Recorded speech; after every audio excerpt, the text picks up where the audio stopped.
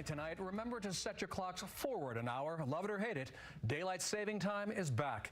And here's no surprise to many, the government is still trying to figure out what time it is. CBS's Scott MacFarlane explains. In the Rockies, at a 206-acre federal government campus outside of Denver, they spend a lot of time studying the time. That's the on-time tick. Inside the lab at the National Institute of Standards and Technology, scientist Andrew Novick and the federal government's Time and Frequency Division are perfecting their atomic clock. We deal in nanoseconds here. Those are billionths of seconds. Who would care about that? Something like your phone, GPS.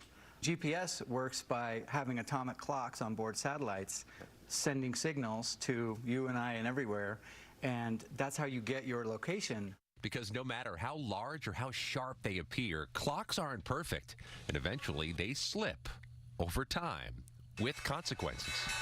Yeah, imagine something like the stock market, right? You have hundreds of millions of transactions happening in a second. So you have to time tag those. Who bought it first? There's so much slippage and imperfections in our measure of time. Every few years, the global community has to add a leap second to catch up. You just add a second to one day to keep everything aligned. Yeah. It's mind-boggling. It's pretty wild. Government is frequently grappling with time.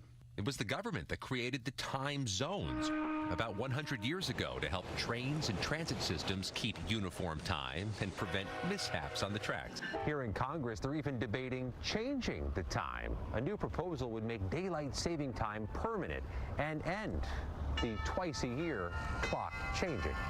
We'd like that extra hour. You got to remember, we're a rural state. Farmers love daylight savings and a lot of other things, too. Kids practicing baseball. A similar proposal nearly passed into law in 2022.